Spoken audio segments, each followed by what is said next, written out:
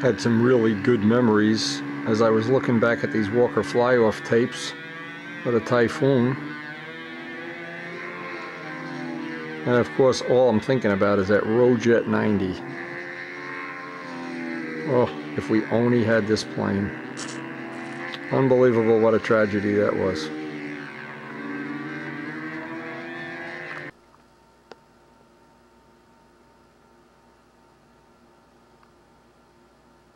Some really great memories, but again, can't really go back, but we can go forward.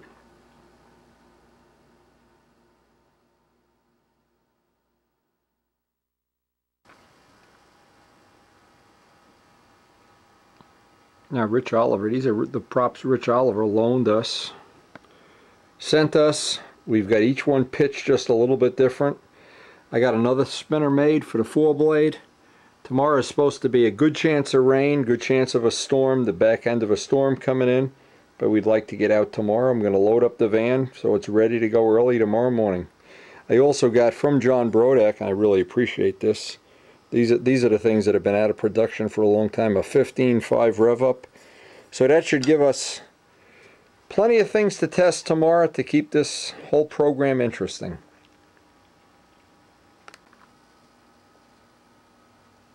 And now it's just up to seeing if the God will provide us with some good weather for tomorrow. The car is all loaded.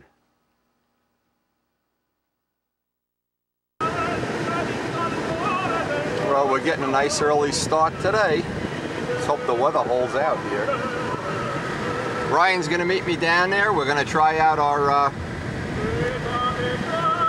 handmade muffler from a header, see if the solder joints hold, see if the 4-blade props that we pitched have any potential, and see if that spinner assembly, the new one, works out with the 4-blade props, and hopefully get in just some fun flights. Getting a nice early start will be important because it's supposed to rain this afternoon and tomorrow. Early to bed, early to rise. He's got another. Where are you getting all these lawn chairs from? Your town. I heard there's a police bulletin. Lawn chairs that disappear and off. Folding cot that I had, and I said, okay. Listen, I'm not throwing the frame out because when I saw this piece, I saw tube muffler from my Tiger 60 or something. That's pretty thin wool. Now we could also turn this down now that I got the lathe working. Yeah, if you want to be really cool, put fins in it. This is rolled and joined. See the line here? Oh, okay. You know, it's not. But it seems like this. Now this is the kind of the solder we're using, aluminum welding rods. Here's the number if you need a call. And believe it or not, even I'm not good. I'm not even a mediocre welder. And I got this one now. We got what? I got 2 flights this morning. Nothing fell off, nothing cracked, nothing broke. So that's a good test. Yours lasted a whole week of flying. It didn't break? No, nothing. Absolutely nothing. And we even had some crappy runs and lean runs, and you know, there was stuff in the tank. Nothing. Well, I don't know if you ever seen the ad for it. Tap it and all that. They say it holds up. It's shit's well, you know what? We're gonna use more of this as the day goes by. I'm impressed. Get some flights. The air is decent. So anyway, it looks like we got a morning anyway. We got here super early. This is a lot earlier, and it's cold out here. But I wanted to get some runs. I had a couple of things I wanted to try. Number one, these spinners have worked out just perfectly. I got the 4-blade one I pulled out of the mold last day ago. What I did, I got a couple of square 1 flights on this. Once I get a square 1 flight, then I'm going to switch over to the other props. Are you comfortable hand launching a plane? I got a prop from Brodak. I got a 15-inch prop, but I don't dare take it off. You know what I mean? If I chip it, it's the only one in the world. I've hand launched a lot of, not big ones like that, but I mean. Well, you just handle it. This'll go. But I think if you just let it, if you dropped it, it'd take off. But see, we don't have much ground clearance. That's one of our limiting factors. So maybe I'm going to save that for when we're flying over grass or something. I don't know. But I don't want to hand launch it at the field. Anyway, John Brodak did give me one of the very rare and hard to find rev up 15.5s. Maybe what I'll do while Brian's flying is just go right to the 4-bladed prop. Because we can, well, this prop is in the bank. This prop is, bring the engine up on a 2-cycle, back it out about a 1/4 of a turn, puts it right in the range where it's happy. If you miss a little, doesn't seem to matter much one way or another. It's very non-critical. But I did want to start running the 4 blades because I have 3 of them to test today. That's funny, when we started the first flight we flew with a Doran 4 blade, and it seems like, well, we're right back to where we started from after doing a lot of prop testing. But again, the limit here is we're limited to 14 inches without risking breaking the props until we can, well, until we can make a bigger gear, and that may be coming. Or I'd like to get Pete Michael to make me up. Brian had a good idea. Have Pete make up some 4-inch, those wooden wheels. I may have to call Pete Michael up. But can you imagine? 4-inch wheels. Oh, between the lawn chairs and the 4-inch wheels, we're going nuts here. You'll have to put some advertising on them or something. Yeah, yeah. Pepsi-Cola, sponsored by Pepsi. You're all set to go, baby. Let's fly. Well, the way this turned out, and I hope we're gonna have some tripod footage to put somewhere in here. We got a lot of tripod footage today. Mike Cooper joined us, Raul the terrorist, Brian, of course. Brian and I have been here since early in the morning. And we're into our 2nd gallon as the day grinds down. And tomorrow is the flushing contest, so we've pretty much spent the whole day testing 4-blade Doran props with the carbon spinner. And we also put on, at the end of the day, we put on a set of solids. Because if we're going to fly the contest tomorrow, we have to fly 018 solids or 021s, and I don't have the 21s with me. So I had to make up a set. We'll eventually make an 021 set of braids and 018 set of solids.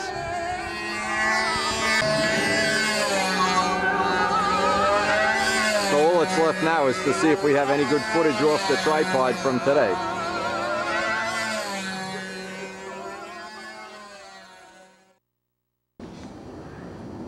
This afternoon I finally finished my multiple bird feeder with this. I made it a thing but a closet rack so I could hang all different kind of foods up here.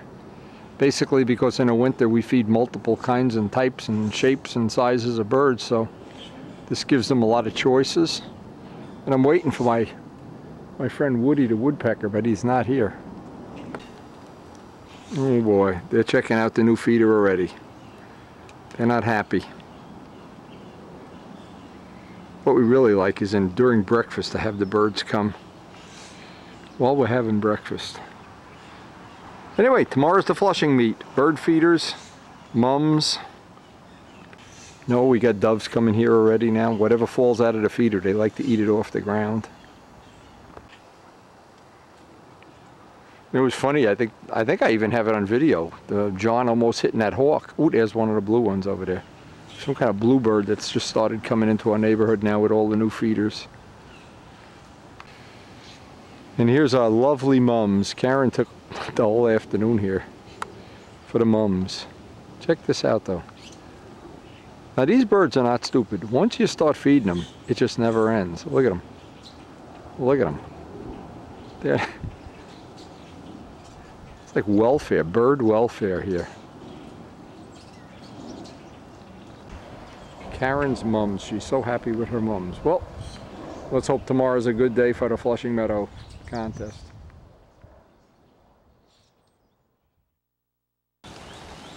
Well, we were really anticipating going to the Flushing contest, but we called out, talked to Jose and Bob Lampione, and it's pouring out there too. It's pouring here.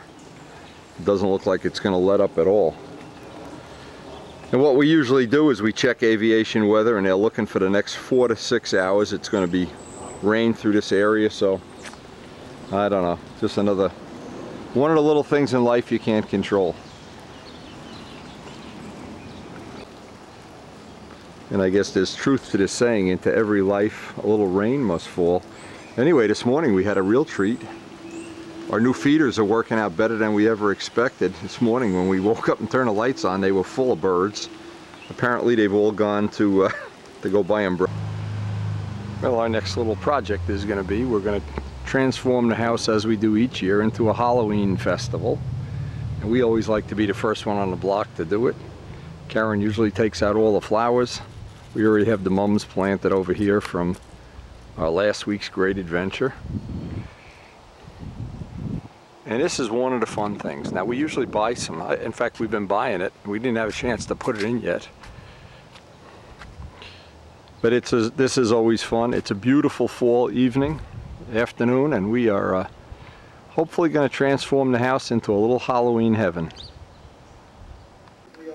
And while Karen was out there setting up our Halloween decorations, I made up what I think is going to be a little bit better landing gear. This is a little thicker. I put on 3 extra layers of carbon just to give me a little more prop clearance, because I want it to be a little less spongy.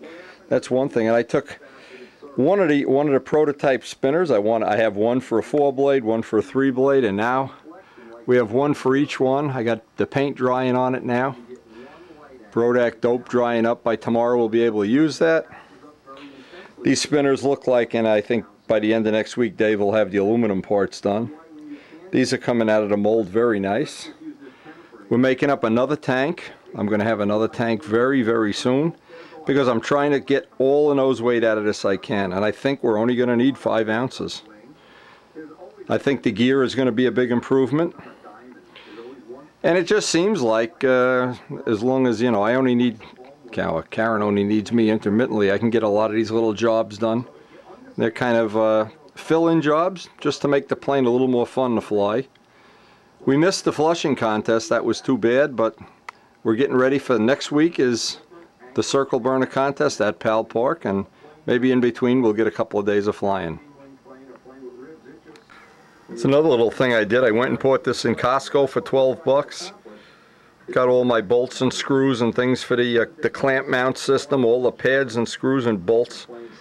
Got them almost all finished already. Little brother P-touch on every one. Anything to get a little bit better organized, because the building season is coming upon us very quickly.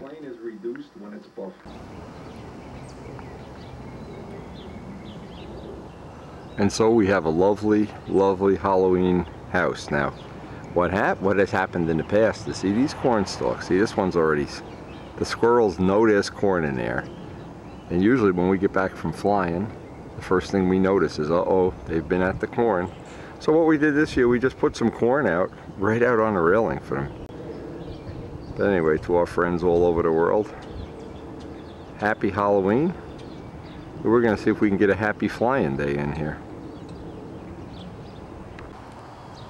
There he is, ready to attack the corn. Well, I know, you see that corn? I know. Thinks I don't see him. Look at this, I'm having an extra cup of coffee before I go down to the field. I have this brand new feeder that I made that has 5 different feeders in the kitchen window here, and the birds have been coming the last, oh, as I say it, another one comes. Look, we got one guy down there. We've named this guy Woody. There's a Mr. Woody and a Mrs. Woody. The Mr. Woody has a little red stripe on his head, and Mrs. Woody, this looks like Mrs. Woody. It's a beautiful birds. And I'm telling you, if you don't, you can't believe it. It's just so nice starting off the day. Oh, here comes some more guys. This is nice. They're all over there now. You must know I'm having my coffee here. See, I start the day, and here, oh, what a great way to start the day. What a great way to get in the mood to go flying.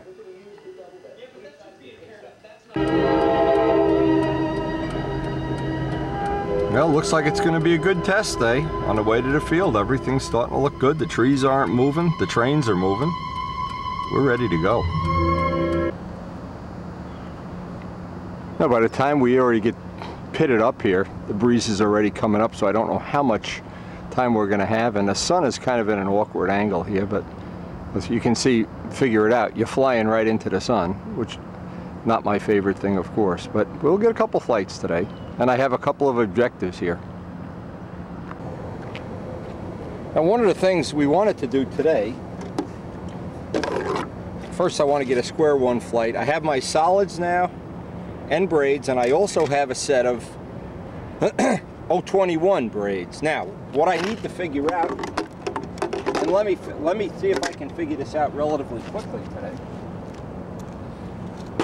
We can't do much more with the plane until we get the head shimmed, and not the head shimmed, the tank shimmed. The shim on the tank is still off just enough that you really can't fine-tune the engine as much as I'd like, and you're always favoring the one side one way or the other. But a couple of the good things that well, we're going to find out. I did get to fly it with the solids the other day,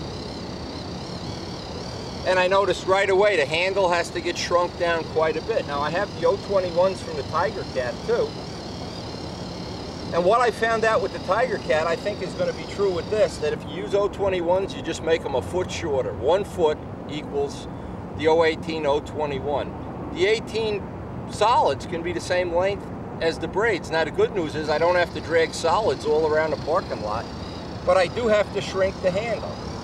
And the handle's going to have to get shrunk down, I'm guessing 1 or 2 notches on each side, because I noticed right away the turn was way more violent.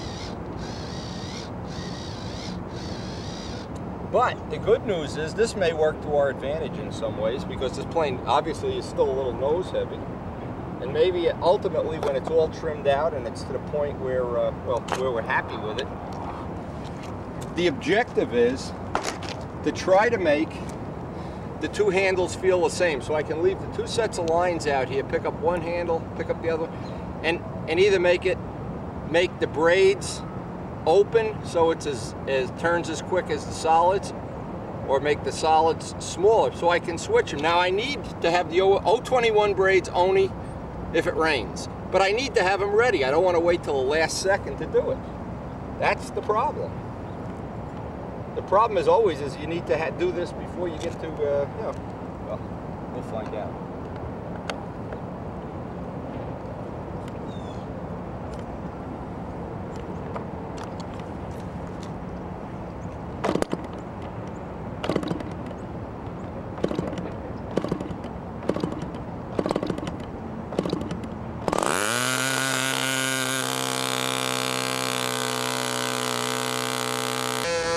Okay, Rich, here's the deal. It's about 55 degrees, it's cool. There's just a little breeze blowing, it's beautiful conditions. Got the 90, all the head gaskets in it. Did not hemi out the head yet. The 247 Venturi, Doran's 4-bladed prop. And we're gonna try to record some flights for you to look at. Brian's going to be flying the flights in between. Just go fast forward through them. And I'll make you a tape of this so you can hear the comments. So far, Brian and I are the only 2 at the field. And the sun is right in the right spot for shooting some footage. So let's hope some of this comes out.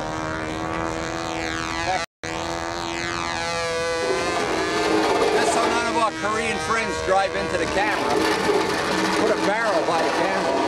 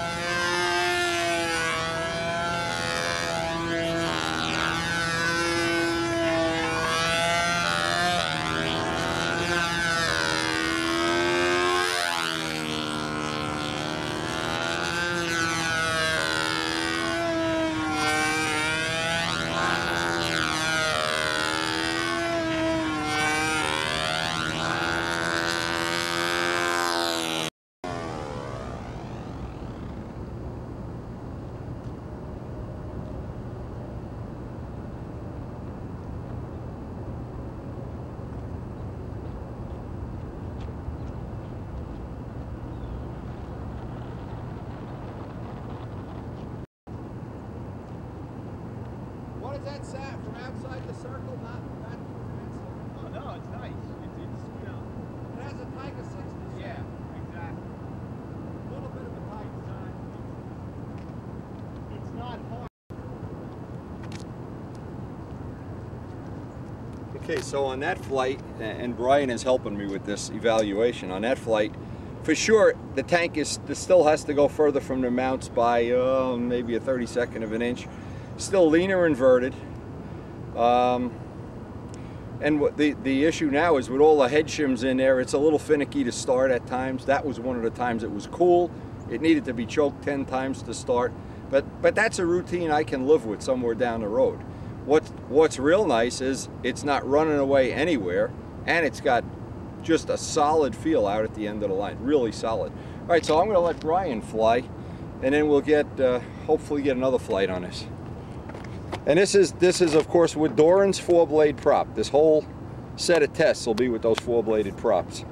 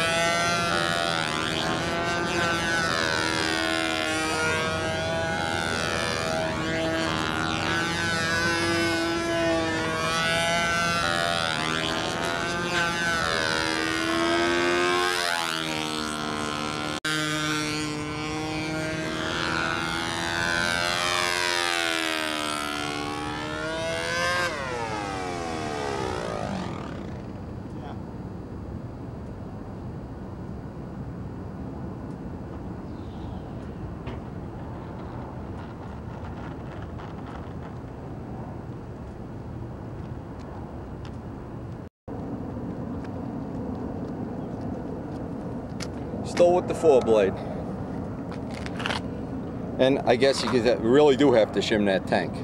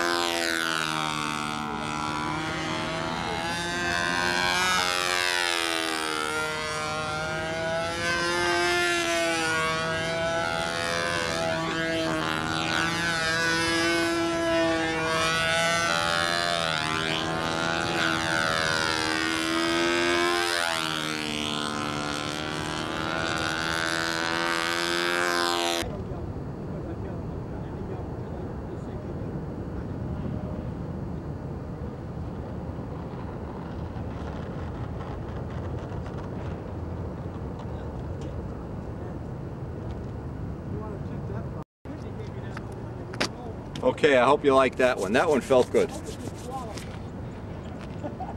All right, as the day has gone by, it's warmed up quite a bit at last. Well, usually it would be warmer a lot sooner, but we're getting into that time of year where it's cold up until 9 or 10 o'clock. So, John's doing some maintenance on his plane. I'm going to get another flight while he's changing Venturis and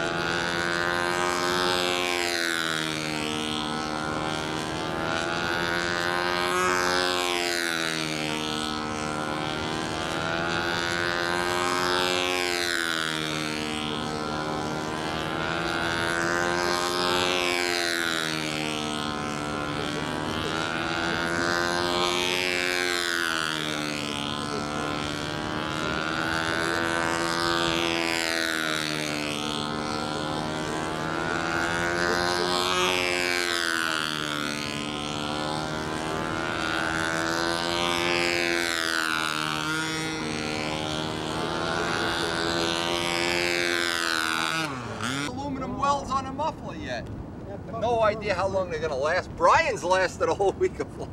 I have no idea how long mine are gonna last. What I'm gonna do, because tomorrow if we want to fly in a contest, we gotta fly solids. I gotta get out a set. I got a set of 018 solids that I made for the Tiger Cat. We'll just see if they're gonna be okay.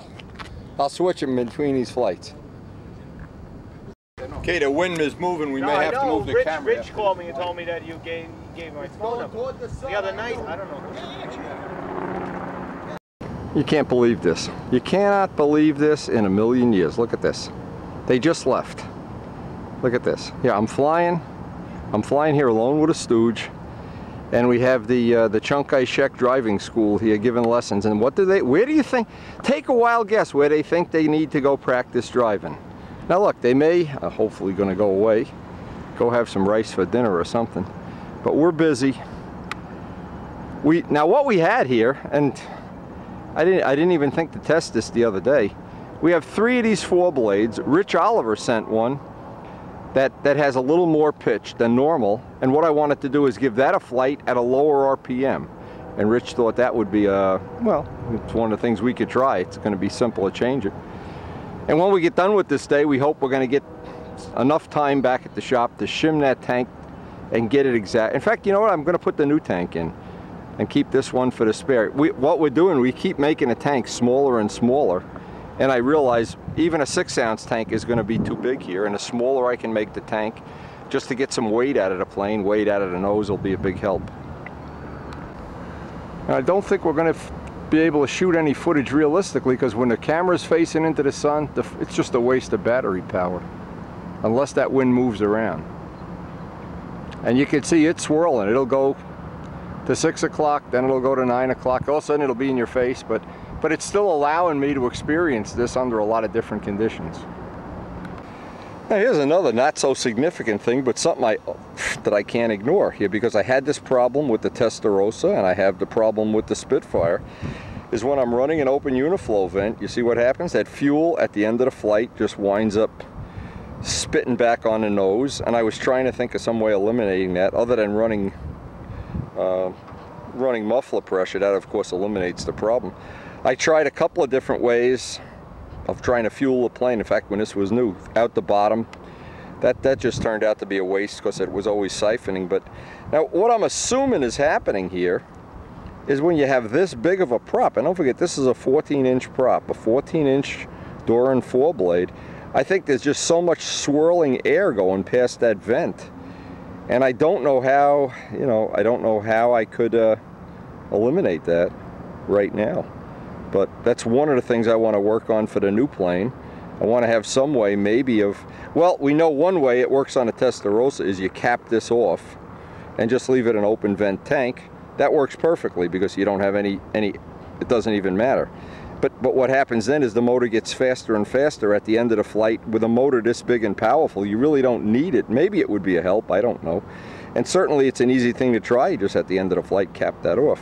I mean, at the end of filling it up and backing out the fuel. Now I'm backing out to the point where we got, it's just to be safe, it's about 5.5 ounces.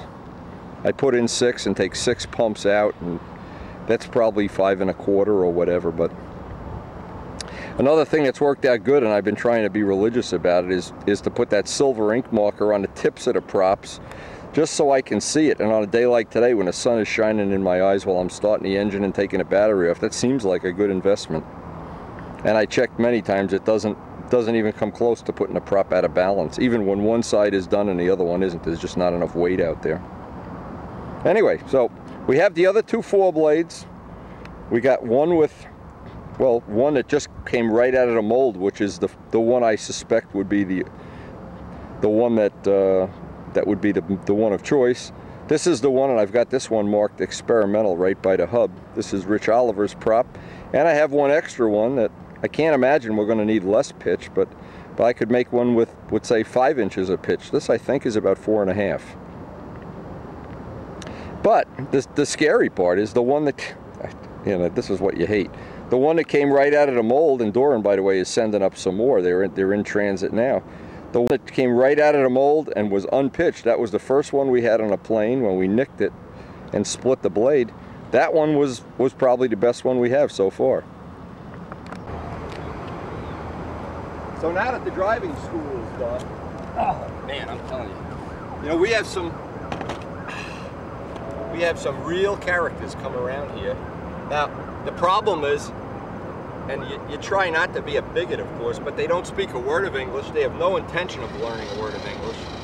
If you go to the town here, the local town, they've pretty much taken over the town. All the signs are in foreign languages.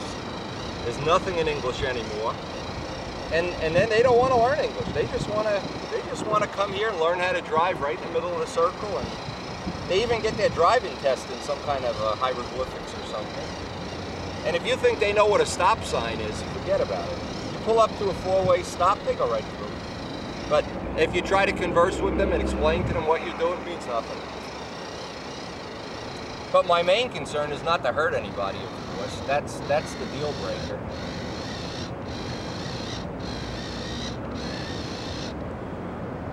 Now I'm hoping, I have a brand new tank that's never been in a plane. That's a ½ ounce smaller than this one. That'll certainly be interesting to see if we can get by with 5½ ounces. That gets some amount off the nose. The tank itself is lighter. The fuel goes further back. Well, we'll see. None of these things are deal breakers, but here comes another guy. Ah, John Natavio, another illegal immigrant. Now that he's here, I feel safe. The problem is you can't get him out of bed in the morning. Try getting him out of bed. Unbelievable.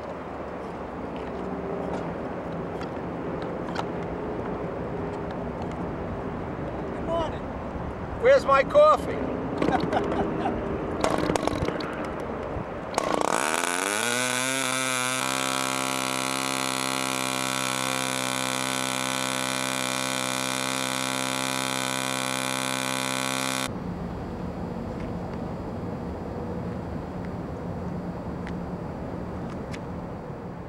Yeah, you'll have to put an airplane around.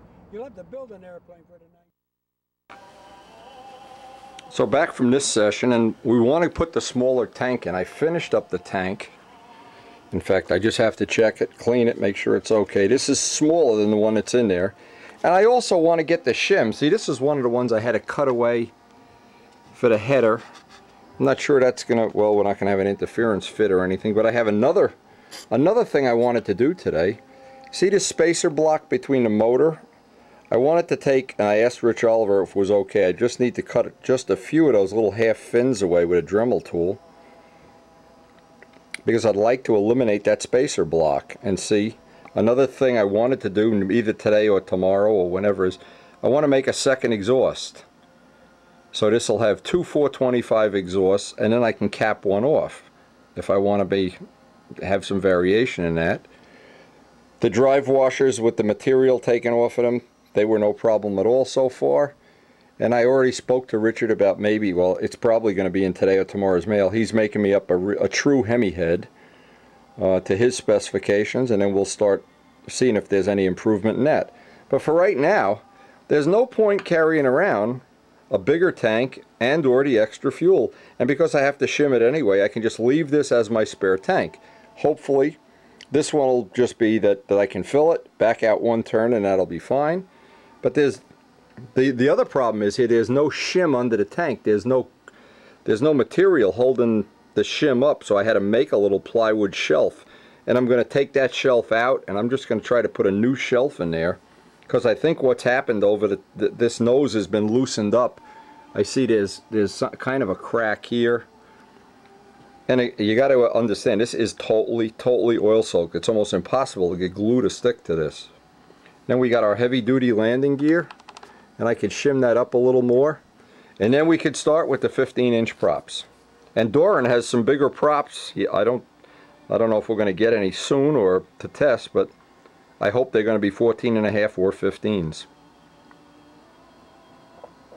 And this is the experimental one that we were running today. This one just ran great. Has just exactly the right load for the engine, and it's uncanny how matched those two are. And so by having one, this is Richards, that has a little bit of extra pitch in the blades, probably 4.5, and the standard ones that are at 4, they go right onto the engine beautifully. Now with that really nice solid tank floor, that'll just aid in us getting a fine tune on the shimming. This is a brand new tank, so you know we're going to get a couple of runs where we got to clean the filter or whatever. Here's the pleasant surprise of the day. I had the header, and we've pretty much, well, I'm not sure, you know, I don't want to go giving out welding lessons or anything, but it looks like this stuff that Brian got from his job certainly makes for good enough for test parts anyway.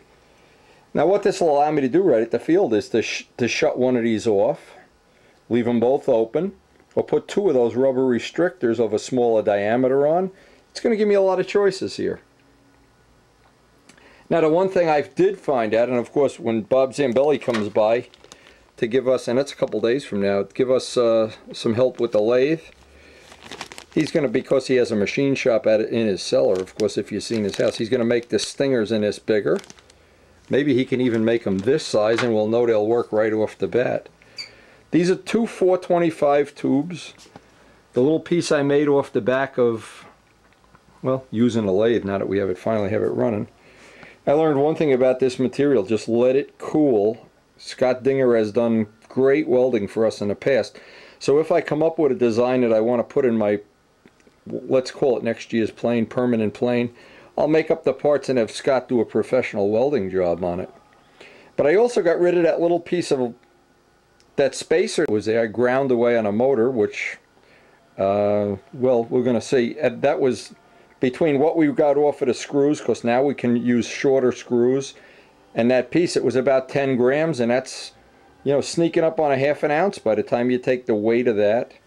I don't know if the motor's going to run any different. That's going to be one of the tests we're going to do the next time we're out.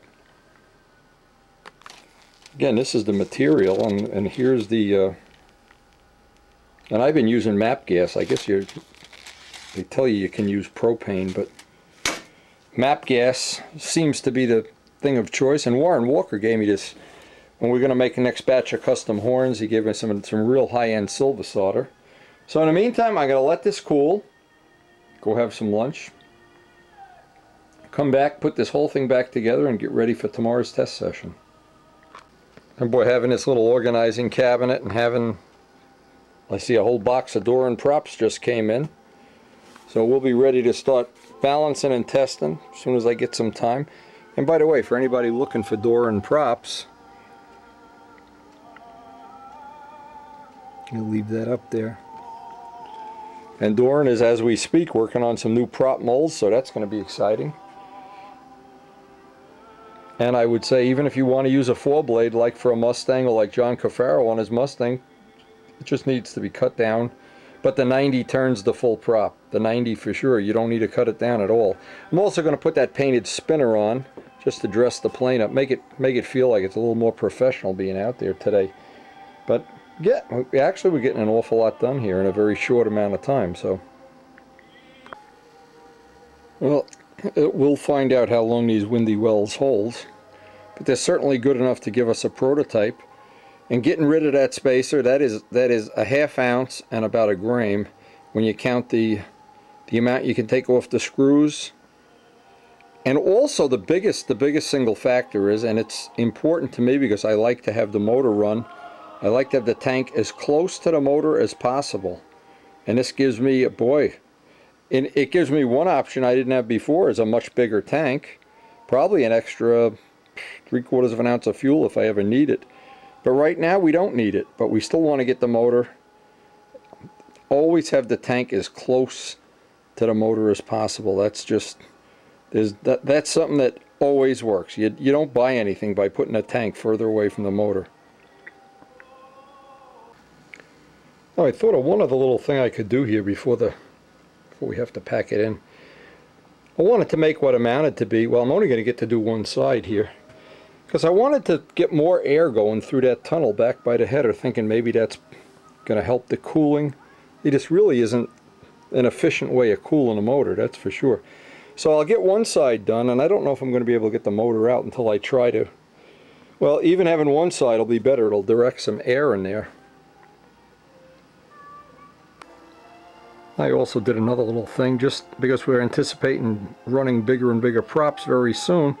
Extended the rudder, When I had this much smaller rudder, I had the linkage almost all the way out for the maximum throw. Now I can back it off and I'll have more choices when I go to trim that out. Now we only need test weather. Let's hope tomorrow's going to be a test day, because we'll get a lot of answers hopefully in one day here if we can, if we get a halfway decent day.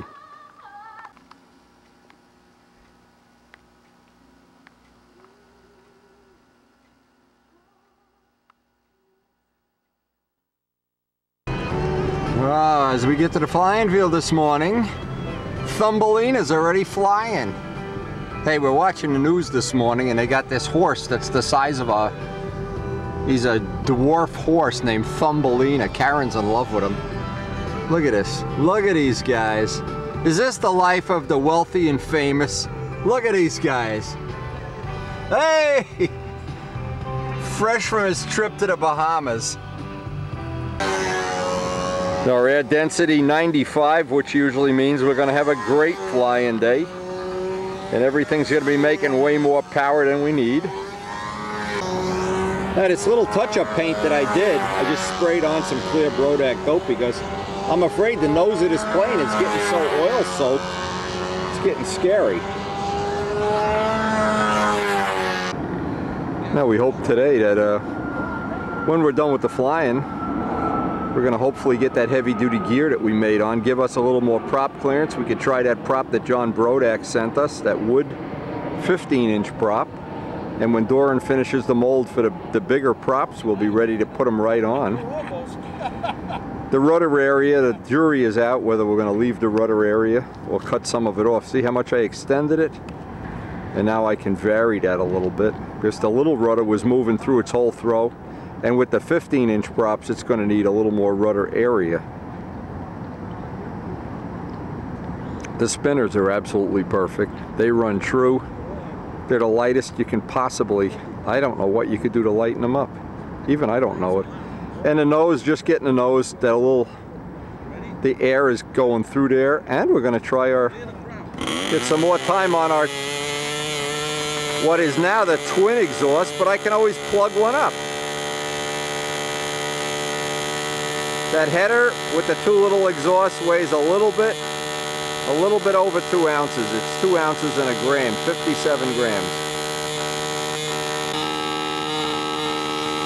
So we're trying to convince Rich, and I don't know if we're making any progress, because Rich is dying to have one of these 90s for his new Stuka, the bent winger. But he just won't give John the fuselage.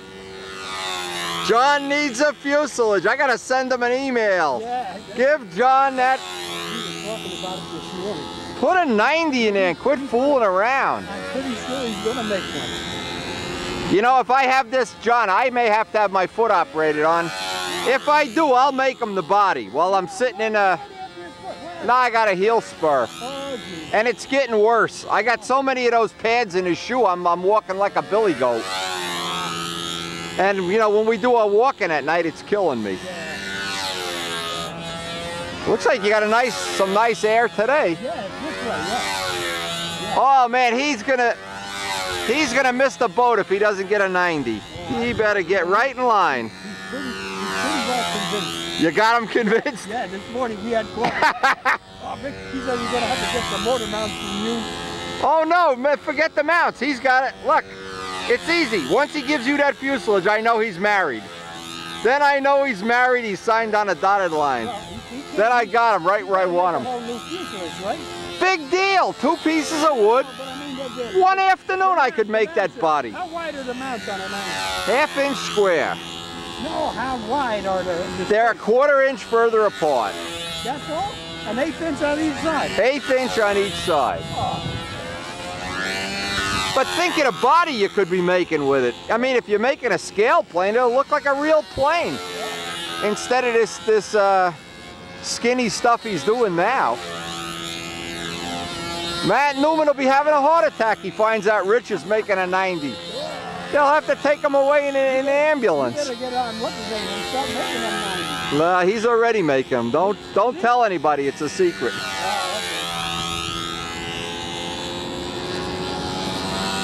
Besides, the day he makes the crutch, he could just use mine. What's the big deal? Yeah. I could take it out right at the field here. It's no big deal.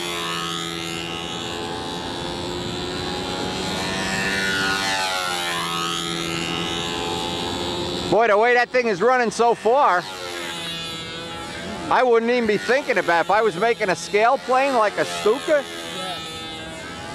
shorten up the nose with that big cowling scoop. Oh, man. Then he wouldn't have to worry if the pilot gets too fat at the end of the thing. If he wants to put, God forbid, he should put a nice finish on it, you know? Big wheel pants.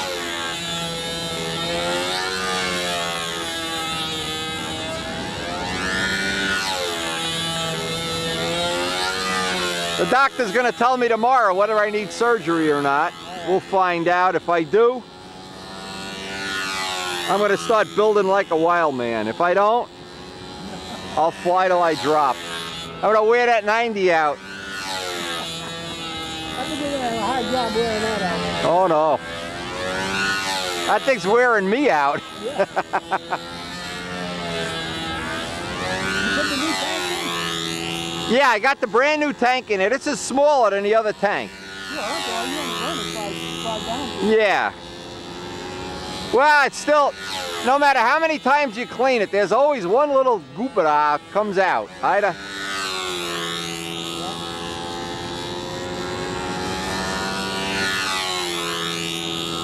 I'll run it, Rich, a couple flights just so I don't get a lean run. Rich has got the new heads coming in the mail today or tomorrow. Hemi heads. For what? For this? Yeah, for the 90. Oh, for the 90. 90 Hemi heads. Oh, okay.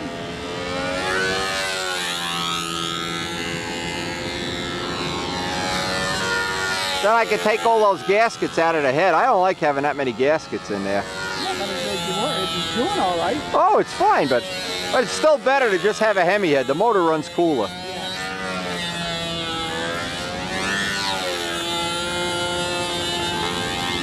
Okay, Rich, so this is your last chance to give John that body. Did he make a Hemi head for the 65? Well, after the first couple flights, the bigger rudder helped the GP quite a bit. That took care of one of the little issues that if we're going to design up a 90 plane, it's got to have a little bit bigger rudder, that's for sure. The new tank didn't pick up any garbage on the first run, but I'll believe it at the end of the day. And we'll try to get a couple of flights on the tripod, but again, when we're here early in the morning, the sun is the issue, is you're shooting right into the sun.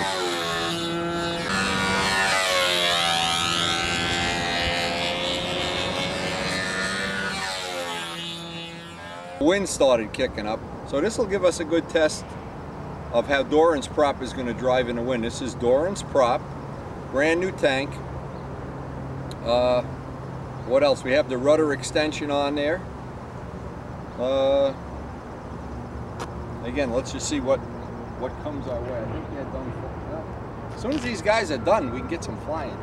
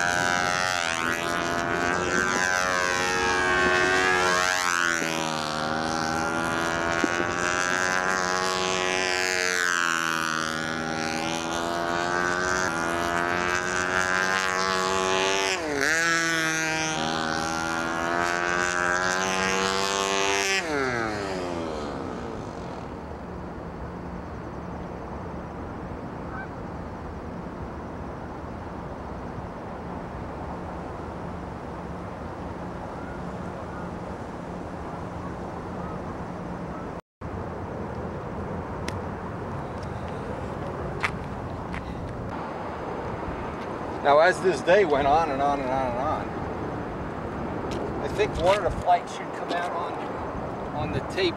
But the sun, again, it's got to be a little bit of an issue. Now, here's where it really pays to have.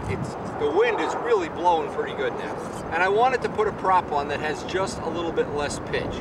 Because if you probably looked at the last flight or one of the ones between it, if these come out good to put on the final tape, one of the things that we're in the rich side of the run and we're already going at the speed we want. So I want to up the needle. I want to put on one of the 4 blades that has just a little bit less pitch as my next test. And since now I'm at the point in the day where everybody's gone and I have the field to myself, you really get a lot more done per minute that you're here.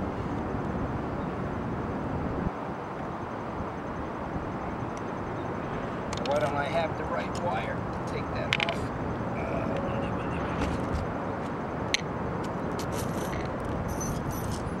Brings everything to the field except the one thing he needs.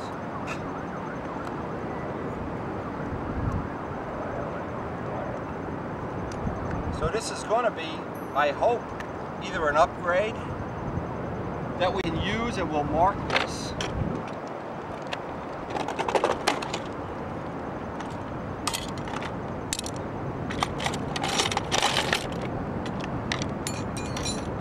And I just went out last night. I was at Costco and they had a big sale on Dremel tools. It was $16 or $18 for the Dremel tool and about 2 million bits all at once. So, needless to say, I bought a bunch of them. If you're looking for anything relating to Dremel, just take a look at Costco. Now this is the one. In fact, the silver already wore off of this. I wanted to resilver the blades. This is for my own safety.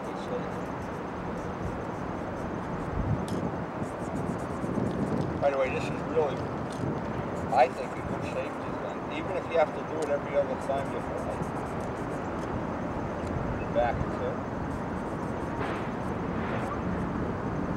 Seems like a good tip. These are Sharpie markers. I wish they made white, but I haven't been able to find white or yellow. But silver is certainly visible.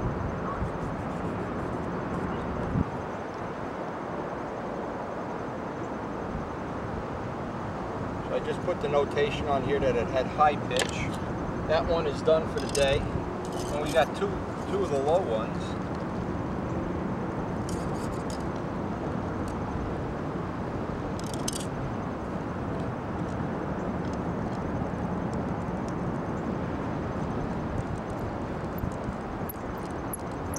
And I'm looking forward, today would have been a good day to do the Hemi test. And maybe it'll be home when I get home, I don't know. Again, Rich and I have been sending stuff in the mail almost every day.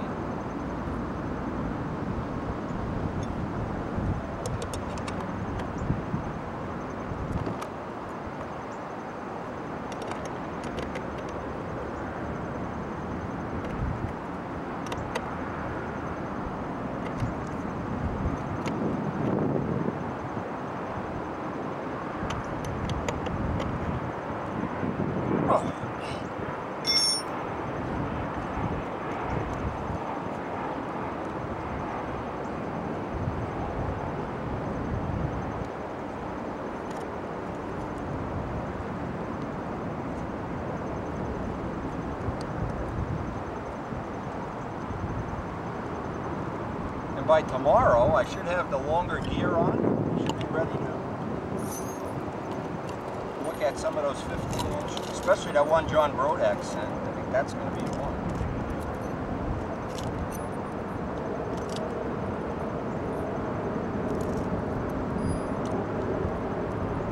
But maybe what we need to do is get Peter Michael to take the wheels, those 5-inch wheels he has on his plane. Pete, send me a set of wheels. Done with it.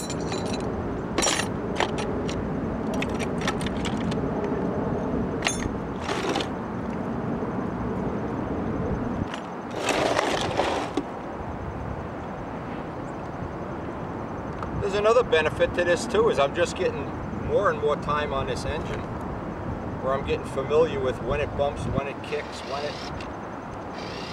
it bites. Yeah, and it has bitten me. Trust me, it bites. And when it bites, it's a big bite. It's not like a poodle biting you.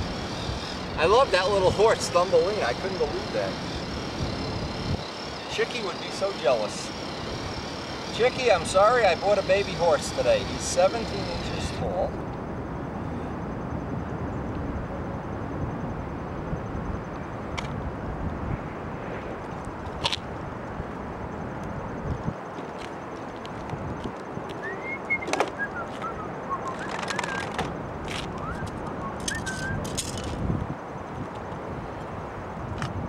Thumbelina.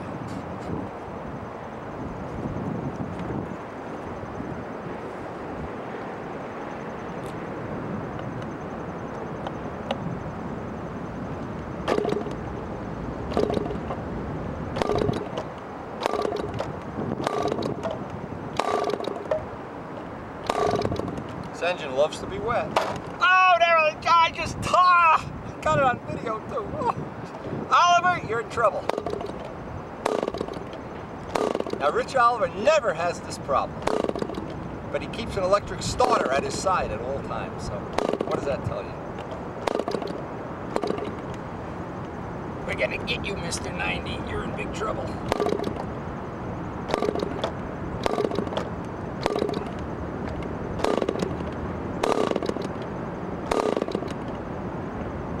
Oh, he got twice in one day.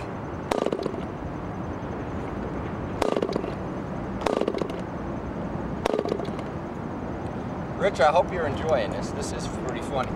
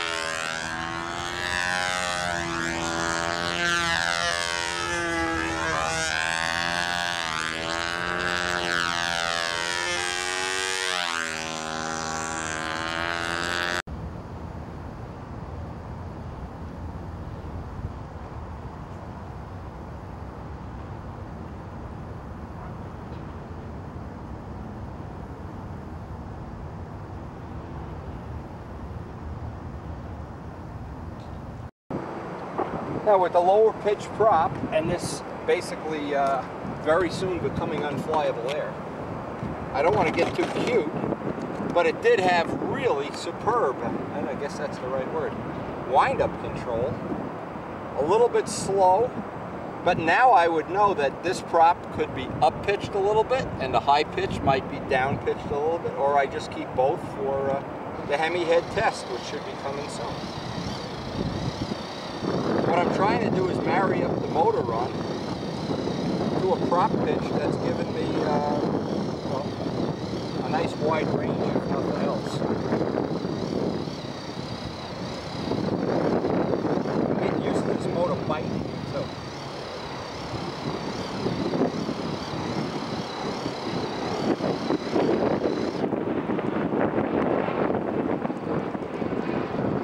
And Rich Jacobone is just loving the fact that every once in a while I get whacked. This is revenge. Jacobone's revenge. Now, if we can get the low pitch prop married up, I'll put the camera over there, but the conditions are really bad. I don't want to risk the plane. And they're gusting. That's the problem, is they're not real steady. But it's allowing me to see how the wind-up is on this prop.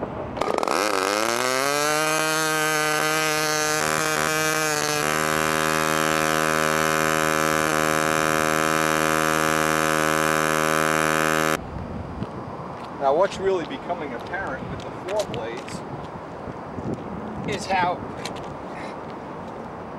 this one especially, with a little bit lower pitch, how it acts as a brake, because this engine has a very nice characteristic. It gets to a certain RPM, even with this header with the double exhaust, gets to a certain RPM, we don't know what that is because we can't tack it in flight, and it just acts like a giant air brake. And I hope I can get a flight or two in this. It's unflyable now. It's getting crazy and I don't even know why we're out here, but I'm just really trying to push this a little bit because we only have a limited amount of days left. And when they're gone, they're gone. My finger is just healing up from the first of the big whacks, and I get another one. Unbelievable.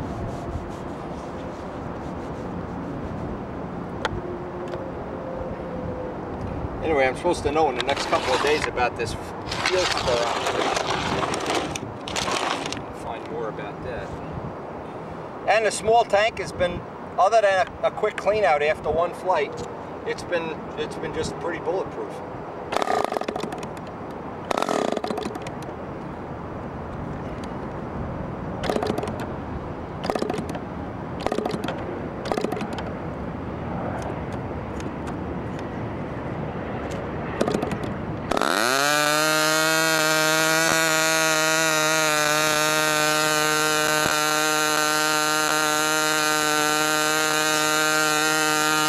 Now, as we've had many exciting, unbelievable, unpredictable things happen during this test, and this is, you can't make this up. This puts us on a trailer for the day. The little back end on the muffler, and I didn't know how long those aluminum joints were going to last, it failed. But what happened is, it then exhausted right into the carbon fiber gear, heated the gear, the same way you heat a carbon fiber prop. And as the plane landed on the gear, because the gear was still warm, it just went and mushed down to where I had like retracts. I swear, and the one flight today I didn't have the camera running, that would have been priceless. Rich Jacobone would have went wild. So anyway, it couldn't happen at a better time. We're going to go home and make up the heavy duty gear and do some kind of repair, modification to that muffler. That's well, the next step in this is going to be to repair that muffler for sure.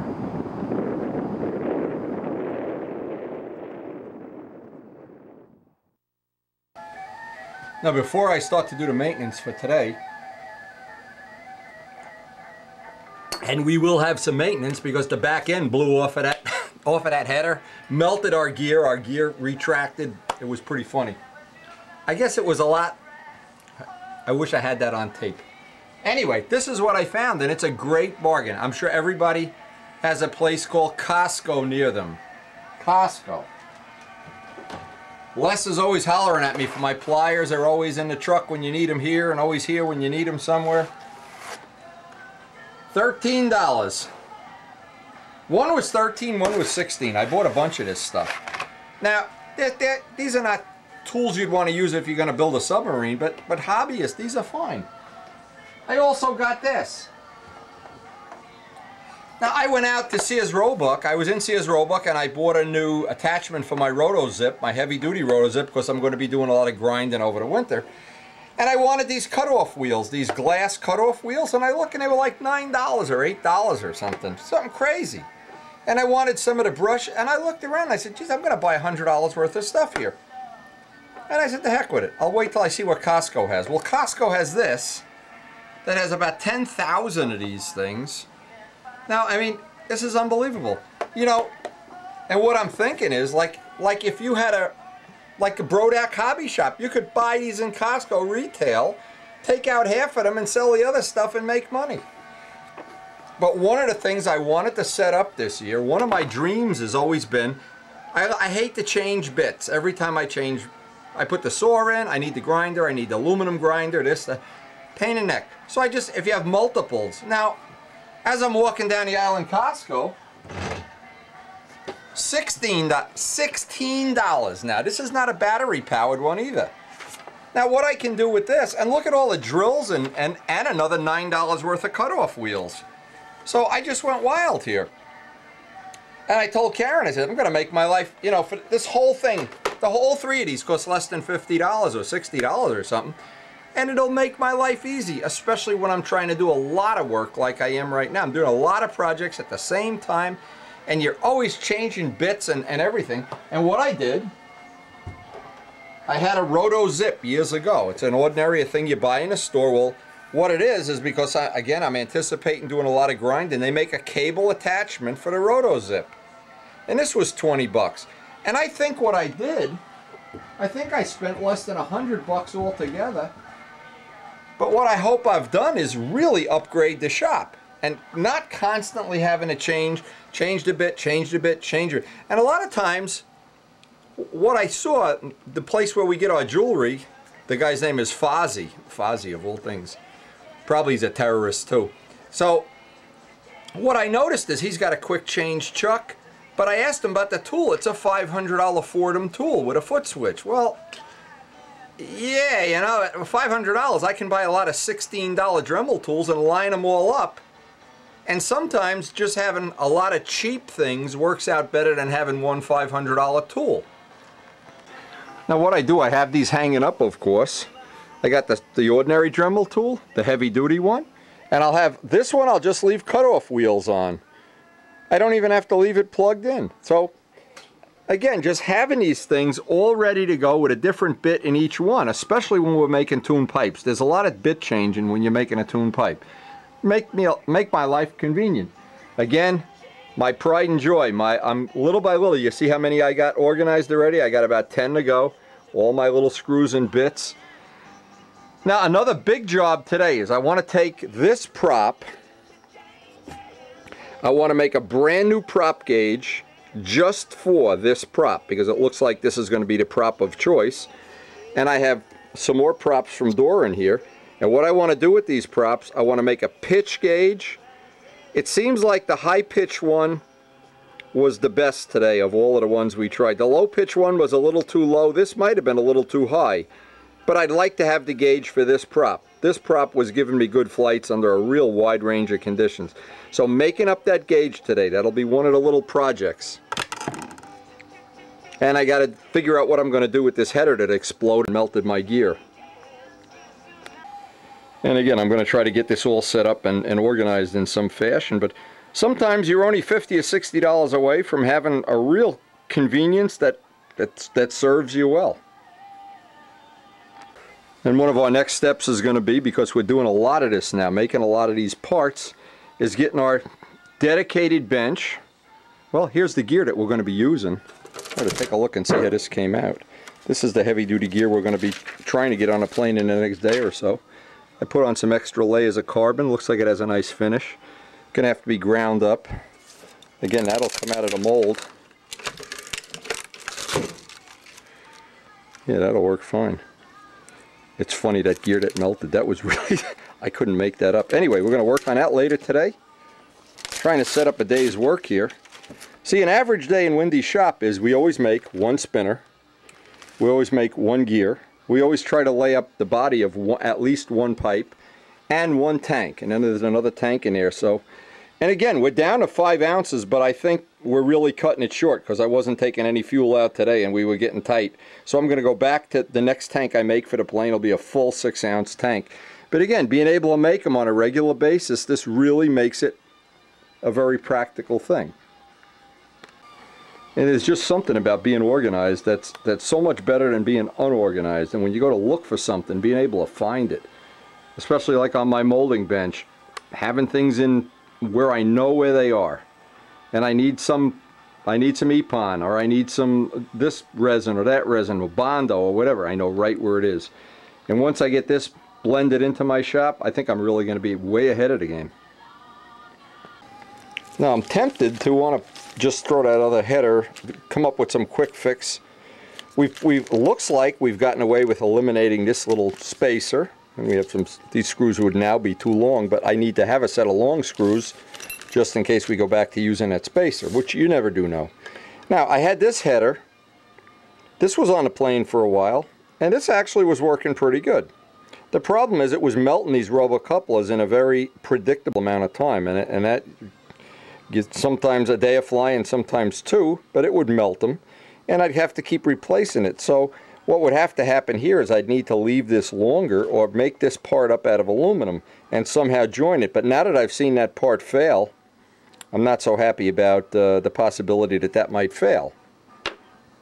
I had this little guy to try, and he's got a little, I guess, a little expansion area there that he could work in. Well, another thing I could do is mount this part. Again, I'm not gonna do this right now, and this would fit inside the plane, by the way. But the problem with all of these things is we're just running out of flying time, and I want to get as much time on the motor as possible. I just want to physically get, and mostly the props, because I know in the end what I'm going to do is figure out what system I want to use here, and just make the parts up, and even if I make them with the lead, and send them to Scott Dinger for a professional welding job. This solder looks like it works, and it looks like it works up to a point, even on Brian's muffler, but I never feel comfortable that either this isn't going to melt or the solder is going to let go, and I'd really like to have, before I'm done here, something permanent that, you know what I could do? I just thought of something. This header that the back blew off, I could just pinch it in a vise and eliminate the weight of the back plate too. I have to give that a thought. But it's funny how it melted the gear. And if you don't think those carbon gear, you can bend them to make a little more ground clearance, and I think we've got it maxed out. You could really pigeon toe it too. But it was funny to see the plane land and it just sunk down like it was sinking into the mud. Very, very funny. Well, it didn't destroy a prop. It just missed destroying a prop too when it did that. See, I think I lied. I really did hurt this prop. This is now going to be a 65 prop. I didn't see what had actually happened. But what happened is, let me just show this. It was in this compression. And see what happened? See the gear, how they flattened out? Well, you know what? I could unflatten them. I guess that's the bottom line here. I could heat them and unflatten them, but see what's happened. Let's go under the light. See, that back piece just blew right out, and it melted the gear and this little assembly. Now these joints didn't break. The little stingers didn't come off. But this one, for some reason, I guess didn't have, well, it didn't have a good bond is the problem. A better way to do this would be, I guess, I'm just going to put this in a vise or something and pinch this, because I just don't want to have that fail again. And it's obviously getting a lot of oil into the plane too. So this is the first time we have any oil on a plane, really, and significant amount of oil. So the learning curve goes on. It's just hard to believe. Let me get it up in a light. It's just, what a challenge this has been, getting this to come to fruition. To get it to this point has been a real challenge, especially when you want retracts. Look at these retracts. That is funny. I'm sure Rich Oliver is rolling on the floor right now.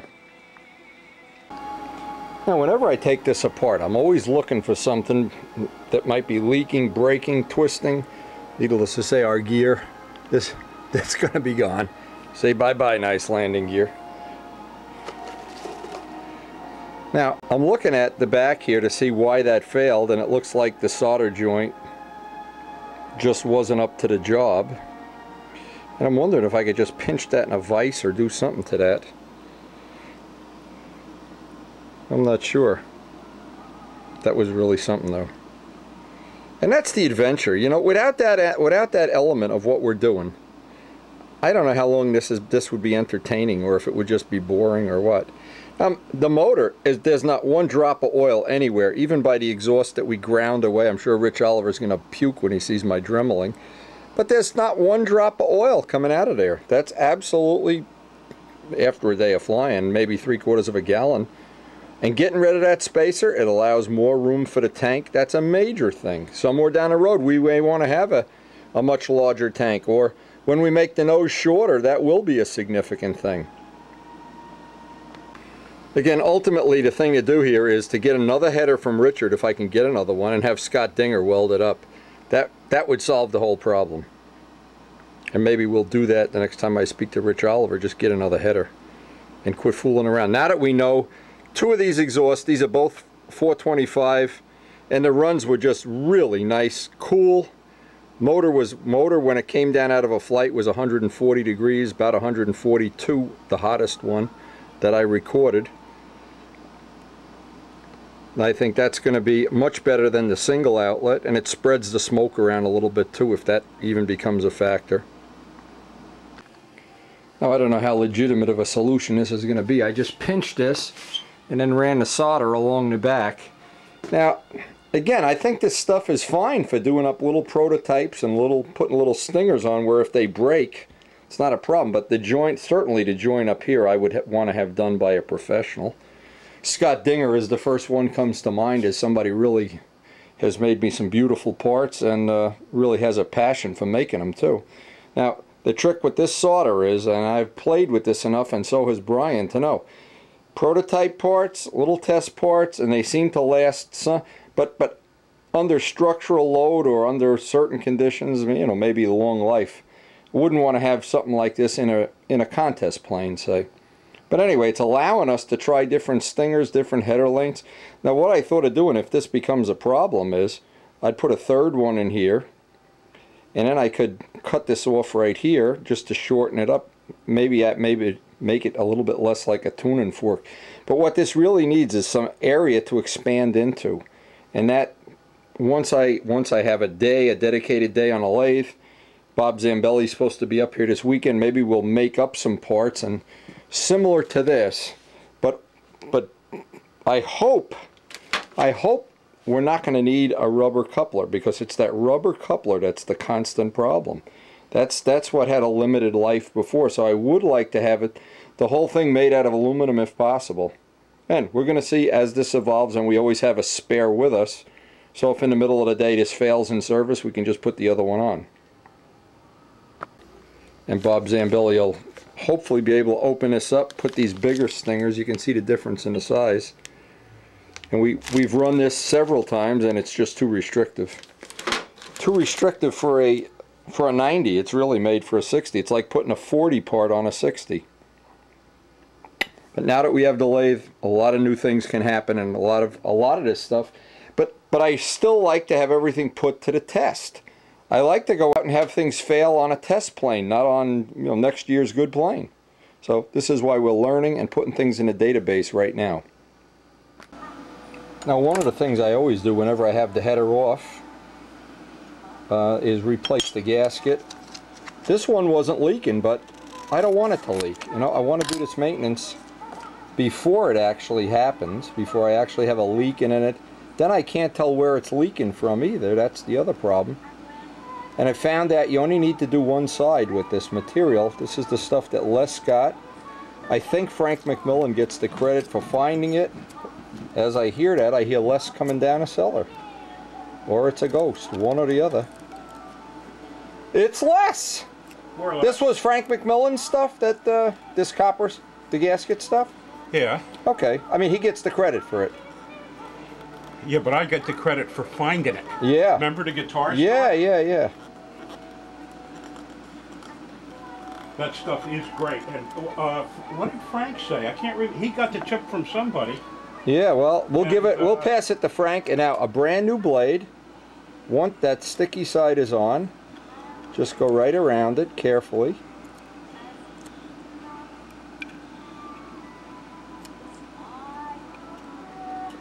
And get the holes out and trim the edges off. And see, it's about as convenient as you can get it.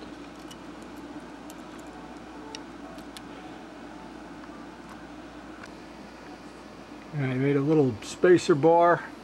Got the new gear and wheels on, and these are a lot stiffer. They're about a ½ ounce heavier too, so I have to take that into account. We've upped the total weight of the plane now, probably up to 72.5. But it's a lot more rigid. I'll put some touch-up paint on that while we're having coffee.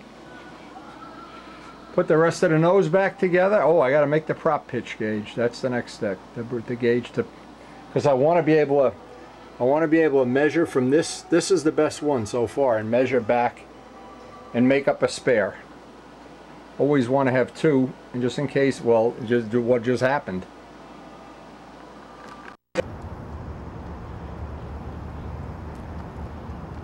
Okay, now up to that point, that's been the square one 4-blade prop. The next part of the test, I have one with a little less pitch, and I want to see if, what I want to do is have a gauge now. I want to know how far down in pitch I can go. This one's driving, and it's getting breezy. It's driving nice. You can see the engine still needs, I'm going to guess, a 64th or a 32nd of a tank shim. It's leaner outside than inside. It's motor running leaner outside. Again, we'll take care of that when we get home. I want to try the low pitch prop. This will be the lower pitch prop. And if I get it, well, I don't know what time it is. I don't want to watch it. If I get some time, I got that the other prop that John Brodak gave me, the 15.5 rev up. So, but first I'll try the 4-blade. I'm assuming it's going to be soft and slow. If that's not the case, we can always adjust the gauge. That's why I like doing it that way. But then I'll end the day with the 15-inch test and just really baby the takeoff. I really don't want to chew that prop.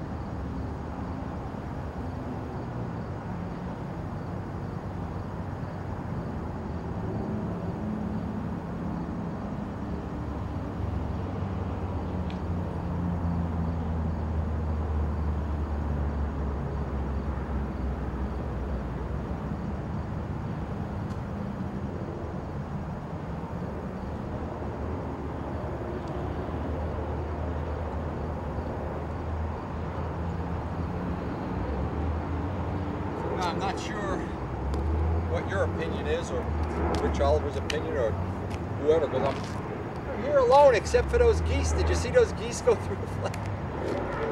So anyway, this is the lower pitch now of Doran's 4-blades. I tacked it at 8400. It's got the standard head with all the head gaskets in it. I guess the next reasonable part of this test is going to be when we get the heads from Rich Oliver. And I want to save the working with the wood prop, with John's wood prop. Again, I only have one of them, so it's a real problem if I chip it or nick it. Look at this, guys. Check this out. Get out of here! Can you believe this? What? It adds a level of excitement to the flying. Anyway, I'm going to... Basically, we're at the end of this part of the tape. I can see the battery's already going dead. But I'm trying to think. Well, I left the lines here. I left the Ferrari flag. I'm going to leave the plane here. Something. The geese are going to eat me or something. I'll leave the camera here. And I have left the camera at the circle burner field already. And I went back an hour later and it was still there. And it was still running. The battery hadn't died in. So anyway, let's see. I still think there's still room for improvement. A 30-second tank shim the next time I take it apart. And it looks like the back of the muffler has stayed sealed. There's no oil coming out on the plane. But we really need to get Scott Dinger to weld us up some kind of a real permanent thing we could start working with there. And I would say this was probably one of our better days. We didn't have any bad runs at all. Anything crazy happened. We took advantage of some really nice air, and then it got breezy. It's breezy right now. And we got to put all 3 of the 4 blades on. And I think the LP, this is the lowest pitch of the ones, is going to be the one that we're going to be working with in the future. But again, the good news is the LP one is the one that comes right out of the mold with no changes at all. So again, 8,400 RPM, the smallest of the Venturis, which is a 248, the header with 2 425 stingers, the stock head, and all of the gaskets Rich sent, which I think there were 9 or 10. But the next big gain on this is going to be the Hemi head when we get that from RO.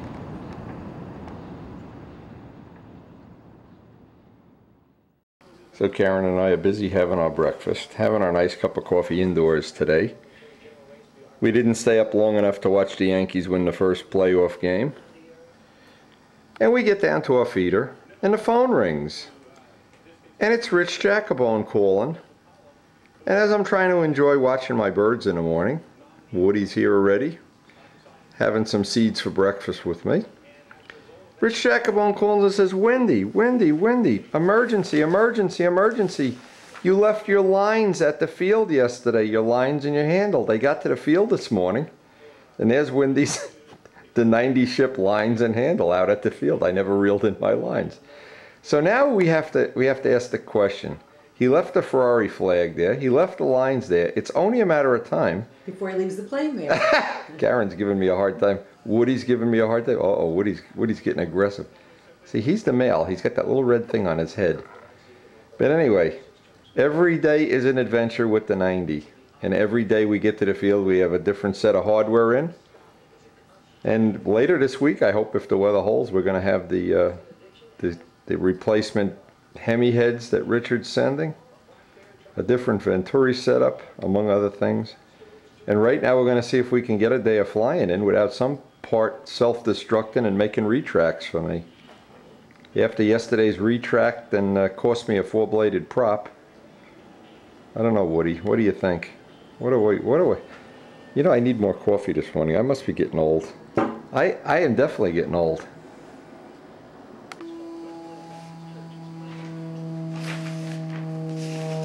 Woody, do you want to go flying today? It's a great flying day. We have a nice Rojet 90 for you to test. You could throw those little wings away and get some big pattern master wings. Oh, what a great... Karen, is this nice starting the day with Woody? Beautiful. Now, if only I could teach Woody how to make a good cup of coffee in the morning. He's very pretty. And they are a pair. He's got the little red piece in his head. The female has no little red hat. And next year we hope we're going to have baby Woodies. What a treat that'll be. But sitting at our breakfast table in the morning, having little Woodies. Anyway, I'm going to pack the car. Maybe Maybe I ought to spend some time checking that I have everything in the car. I don't forget the lines. I don't forget the. Yeah, well, I don't. make yourself a I don't have to. The lines are already at the field. They're already rolled out. I don't even. Who needs big line reels when you have windy? You just leave your lines at the field. That's so bad. Now this is funny, and I know I can't wait to hear the comments. You mean everybody doesn't store their lines out at the field? Oh look, they're getting ready to pounce on me. Look at this. Look at this, like a cat who just found a mouse. Look at them. Look at these old bastards. Let's hear it. I think the 90 is sucking the brain cells. I'll tell you, when you fly a 90, you lose a little bit of brain cell every day. Where are my lines? Look at my lines. You better check them because maybe somebody ran over them. Yeah. The immigrants might have driven over them 1,000 times. The next thing you're gonna forget, is the plane. I felt some. Not me, Rich. My brain is fried already. When Karen got that message, she almost died laughing. She says, "Man, you really are getting old." You forgot your lines. First it's the Ferrari flag, then it's the lines. Then I'm going to forget John at the field. Someday you're going to forget the plane. So Rich is looking for that little piece of muffler that blew off the back of this yesterday. We don't even need it because this, just being pinched in a vise, is working fine. And again, we're not trying to make pretty parts. When we get down to where we really know what we want, we'll get Scott Dinger to make up some pro welded parts. The gear worked out perfectly. First takeoff and landing, a little bit stiffer. You can see I put a little filler block between the gear and the fuselage. Hopefully not going to chip up any more of my delicate props. Gives me a little more ground clearance. I might want to try to John Brodak's 15-inch prop later, some of Rich Oliver's props. We'll see how the day pans out. No, you really can't. You gotta, I pinched it in a vise just so I wouldn't have to do that. Let's get some flights. You didn't pinch it very good. No, the part that's on there was soldered. This part now is pinched. Oh. Just so I can get some flight, because what I'm going to do when I'm all done, I'll get, this guy Scott Dinger is a professional. Yeah, I know that. You remember Scott from... Yeah, he was at the Nats. Yeah, I'll get him, I'll make the parts up with the lathe. Yeah, crash. 3 times. That's a hell of a way to remember the guy. But he had heart, I'll say that much. Oh, that didn't stop him. Heart and soul. He flew again. So Midgley's got a boat. He bought a 30-year-old boat. You're kidding. And he's annoyed that it's taking up eating up his whole life. Guess what, Chickie? You buy a pony, you better have a shovel. What the hell is he going to do with this boat? I'm clueless. He's got a kayak, he's got a boat. A helicopter. I'm clueless. And he tells me he doesn't have the time to make me my canopy. Hey, I'm glad he bought a boat. The happiest day of my life is the day the guy towed that thing out of my driveway. Absolutely. Goodbye. They claim that the happiest days of your life is when you buy the boat and the day you sell it. Right. The day it sinks and you collect the insurance. All right, let's get a couple flights here. Rich Oliver said you're not earning your keep. Did you give John that fuselage yet? No. As soon as you give it to him, I'll work on your plane. That's the ticket. I'll do the templates without you. Just go give them. I got the templates. Come on. Let's go. Talk is cheap. You're acting like a politician. I want to teach you how to start an engine at 200 flips. Just when I could get you. I can see that. I got to teach you how to start an engine. Forget it. You just see the way my engine I want to see your finger. Your finger's got more blood on it than mine. You caught me the other day.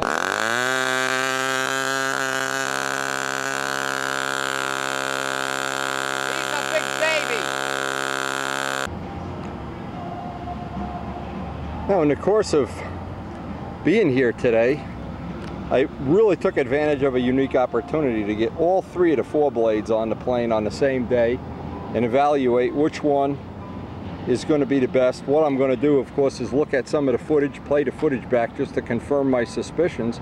But the one with the lowest pitch, running about 8,400, seems to be the best so far today. And today has started out real nice and gotten real breezy toward the end. So it's given me a good chance to really do a good evaluation on this. But again, so much more to do, and we're trying to use every day. It's the bottom of the 9th, not only for us, but for the weather's going to change here. And we're getting an hour of flying every morning, but boy, when it ends, believe me, the leaves are going to start falling and it's going to be breezy, unflyable, dangerous to fly. So I'm trying to really pack in as much flying into this last couple of weeks. They've rescheduled the Flushing contest for the 29th. That was a good choice, by the way, I think. And I hope we'll have this ready for the 29th. Now, some of the things that worked out exceptionally well, way beyond how good I thought they would. The stiffer gear, they're a little bit heavier. They're a 1/4 ounce heavier, but gave me a little more prop clearance, because eventually I'm going to try to get that 15-inch prop on here that John Brodak sent, but I sure don't want to risk it or any of the ones Rich Oliver sent until I know I'm not going to have a problem. The pinched exhaust in the back, it just couldn't be easier to deal with that. It's ugly, but it's light and it works good. So, but I'm really thinking and I'm really hoping our friend Scott Dinger is going to make us up the ultimate exhaust here. And it's just a matter of getting a no-flying day and machining up some parts and sending it out to Scott. Anyway, it'll be fun to see what we get off the tripod today. We probably have an hour of footage off the tripod. Some of it ought to be fun to watch. It's been a good day.